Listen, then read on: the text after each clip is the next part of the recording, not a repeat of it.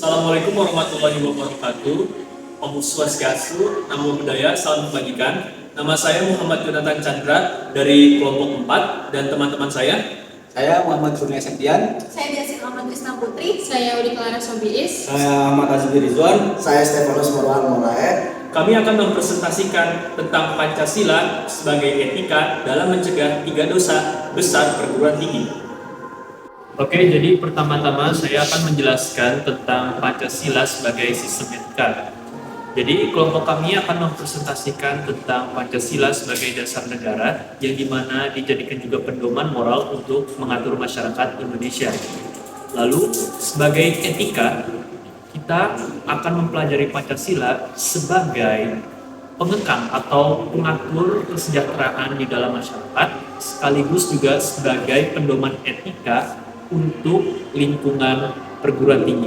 Jadi tujuan kami dalam mempresentasikan video ini adalah untuk memahami nilai-nilai Pancasila sebagai suatu solusi untuk mencegah 3 dosa besar perguruan tinggi.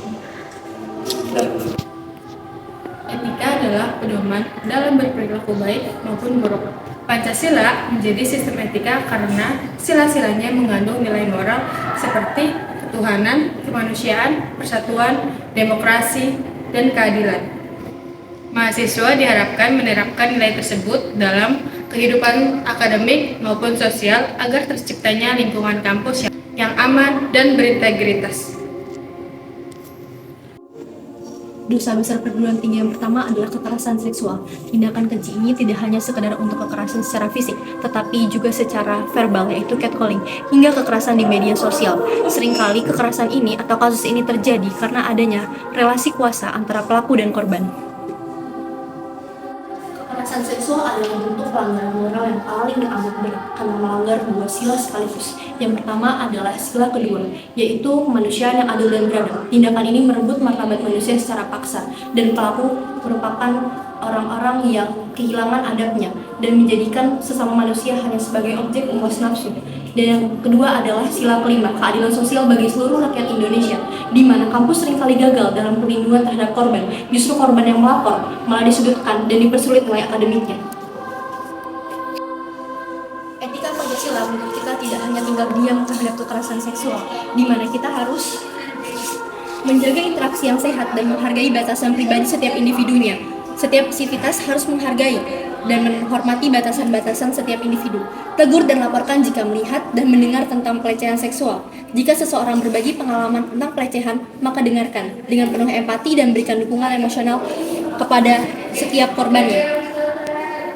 Besar kedua yaitu perundungan atau bullying berupa ejekan, intimidasi, serta diskriminasi hingga cyberbullying. Dampaknya sangat besar, yaitu dapat merusak kesehatan mental serta menurunnya rasa kepercayaan diri. Perundungan bertentangan dengan sila kedua serta sila ketiga karena tidak menghargai dan dapat merusak persatuan di lingkungan kampus. Dosa besar ketiga adalah intoleransi. Intoleransi merupakan sikap tidak menghargai perbedaan agama, suku, budaya, ras maupun pendapat. Indonesia memiliki keberagaman yang harus dijaga.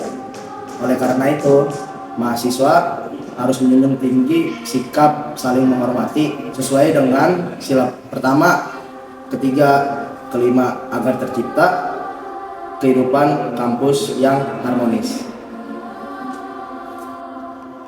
Jadi kesimpulannya, Pancasila bukan hanya sekedar dasar negara, tapi pedoman etika dalam kehidupan kampus. Dengan menerapkan nilai-nilai Pancasila, kita dapat mencegah 3 hal dosa besar perguruan tinggi.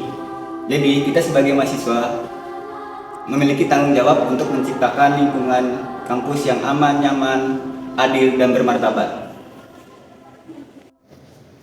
Demikian presentasi dari kelompok kami. Semoga materi ini dapat menambah wawasan dan juga mendorong kita untuk mengamalkan nilai-nilai Pancasila dalam kehidupan sehari-hari.